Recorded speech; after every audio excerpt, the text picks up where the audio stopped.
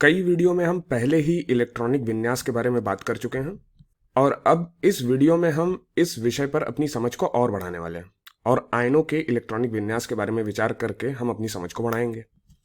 हम जानते हैं कि आयन और कुछ नहीं बल्कि आवेशित परमाणु होते हैं। तो चलिए कुछ उदाहरणों से शुरुआत करें। चलिए फ्लोरीन को लेते हैं। तो फ्लोरीन कहाँ पर है? यहाँ पर है। इसका परमाणु क्रमांक या फिर कहें परमाणु संख्या कितनी है? 9 है। अब हम जानते हैं कि उदासीन फ्लोरीन परमाणु का इलेक्ट्रॉनिक विन्यास क्या होगा। और यदि आप वास्तव में इसका अभ्यास करना चाहते हैं तो वीडियो को रोक कर सोचें कि उदासीन फ्लोरीन परमाणु का इलेक्ट्रॉनिक विन्यास क्या है। तो उम्मीद है आपने सोचा होगा। अब आइए इसे मिलकर करते हैं।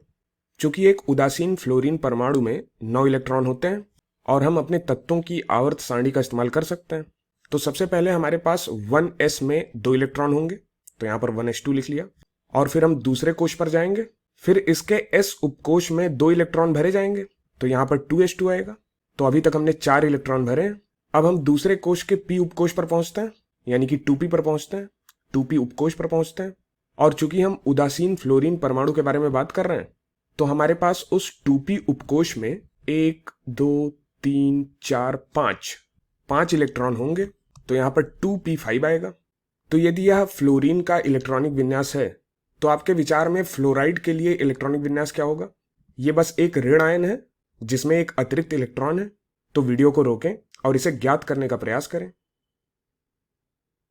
वैसे अब आपके पास एक अतिरिक्त इलेक्ट्रॉन होगा। फ्लोरीन ने कहीं ना कहीं से एक इलेक्ट्रॉन पकड़ लिया है, तो ये अतिरिक्त इलेक्ट्रॉन कहाँ पे जाएगा? वैसे हमारे 2p उपकोश में एक और इलेक्ट्रॉन के लिए स्थान है, तो वो अतिरिक्त इलेक्ट्रॉन यहीं पर आएगा।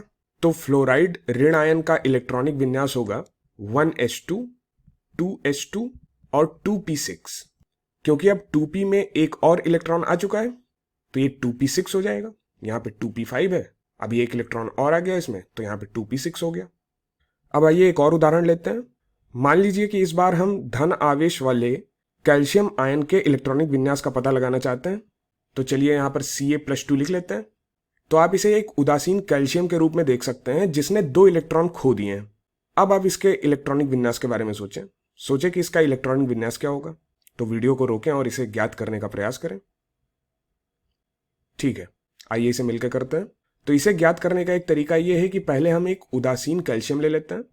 तो ये एक उदासीन कैल्शियम का परमाणु हमने लिया है और अब हम इस उदासीन कैल्शियम परमाणु के इलेक्ट्रॉनिक विन्यास का पता लगा सकते हैं और फिर उसमें से हम 2 उच्चतम ऊर्जा वाले इलेक्ट्रॉन निकाल सकते हैं। तो चलिए उदासीन कैल्शियम परमाणु का इलेक्ट्रॉनिक विन्यास क्यों ना हम उत्कृष्ट गैस संकेतन में लिखें। तो कैल्शियम के ठीक पहले कौन सी उत्कृष्ट गैस आती है? तो कैल्शियम यहाँ पर है, हम एक पंक्ति ऊपर गए और आगे बढ़ के आए तो यहाँ पर आर्गन है, यानी कि कैल्शियम के ठीक पहले जो उत्कृष्ट गैस है वो आर्गन है। तो इसमें आर्गन का इलेक्ट्रॉनिक विन्यास होगा। तो यहाँ कोष्ठक में हमने आर्गन लिख लिया।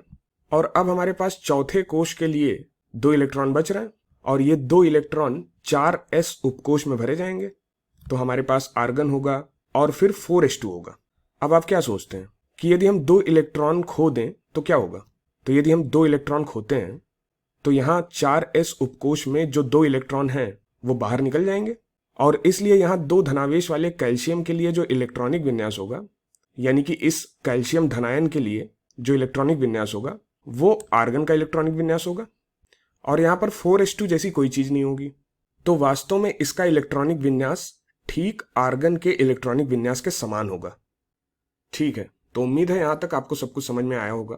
तो मैं आपको यहीं पर छोड़ता हूं और मैं आपको प्रोत्साहित करता हूं कि आप इनमें से किसी भी परमाणु या फिर कहें किसी भी तत्व को चुन लें और सोचें कि क्या होगा अगर वो एक इलेक्ट्रॉन प्राप्त करे या फिर एक इलेक्ट्रॉन को खो दे, तथा यह भी सोचें कि उसका इलेक्ट्रॉनिक विन्यास क्या होगा।